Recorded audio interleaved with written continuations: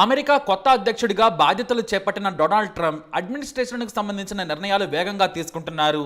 ఎన్నికల ప్రచార సమయం నుంచే ఆయన విదేశాంగ విధానం వలసదారులపై కీలక వ్యాఖ్యలు చేస్తూ వచ్చారు.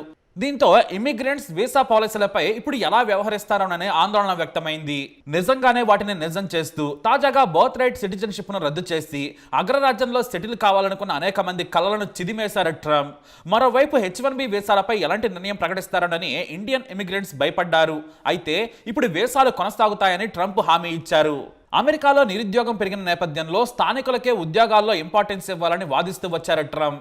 అందుకే అధికారంలోకి వస్తే అమెరికా ఫస్ట్ పాలసీ ఫాలో అవుతానని చెప్పారు. దీంతో H1B వీసాపై యుఎస్ వెళ్లే వారందరికీ కూడా అవకాశాలు తగ్గుతాయనే ఆందోళన వ్యక్తమయ్యాయి. ఈ విషయంలో మాత్రం ట్రంప్ కాస్త సానుకూలంగా స్పందించారు. H1B వీసాలు ఎప్పటిలాగే కొనసాగుతాయని స్పష్టం చేశారు. స్కిల్ టాలెంట్ ఉన్న వారికి అమెరికా ఎప్పుడూ వెల్కమ్ చెబుతోంది. వాళ్ళు ఖచ్చితంగా వస్తారని ఆకాంక్షిస్తున్నానని చెప్పారు ట్రంప్. అమెరికాను సుసంపన్నం చేయడంలో వారి పాత్ర చాలా కీలకమని కూడా అన్నారు. అయితే కేవలం ఇంజనీర్లు మాత్రమే కాకుండా అన్ని రంగాలకు చెందిన వారిని అమెరికాకు ఆహ్వానిస్తామని ట్రంప్ చెప్పారు. బెటర్ స్కిల్స్ ఉంటే వెయిటర్ దగ్గర నుంచి ఇంజనీర్ వరకు ఎవరైనా యుఎస్ రావచ్చని స్పష్టం చేశారు. ఇక్కడికి వచ్చి శిక్షణ పొంది నైపుణ్యాలను మెరుగుపరుచుకోవాలని అనుకున్న వారిని సైతం ఆపవమని చెప్పారు ట్రంప్.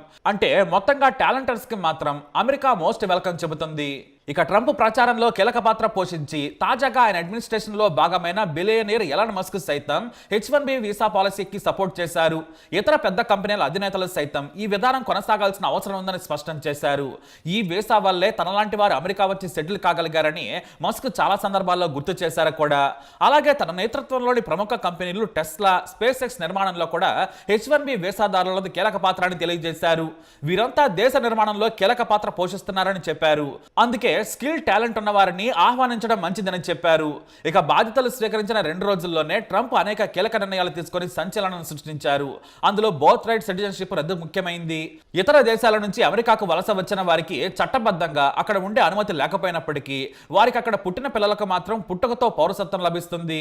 టూరిస్టు, విజిటింగ్, స్టూడెంట్ ఇలా ఎలాంటి వీసా పైన వెళ్ళినా అక్కడ పిల్లలను కంటే వారికి పుట్టుకతోనే పౌరసత్వం ఇచ్చేవారు. కానీ ఇప్పుడు ఆ అవకాశం లేకుండా పోయింది. తల్లిదండ్రుల్లో ఇద్దరిలో కనీసం ఒకరికైనా గ్రీన్ కార్డు లేదా పౌరసత్వం ఉండాల్సిందే. అలాంటి వారి పిల్లలే అర్హులు. మరి మోస్ట్ టాలెంటెడ్ అలాగే స్కిల్డ్ పర్సన్స్ కి మాత్రం అమెరికా ఆల్వేస్ వెల్కమ్ చెబుతుంది అంటున్నాడు Trump.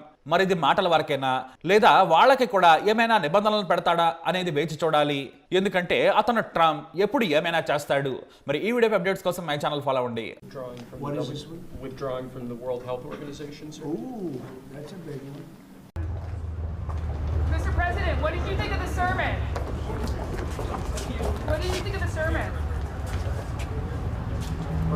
What did you think of What did you think of the service? What did you think? Did you like it? Did you find it exciting? Not too exciting, was it? I didn't think it was a good service, no. Thank you very much. Thank you, press. Thank you, press. They could do much better. Thank you, press. Inside, inside. Thank you, thank you.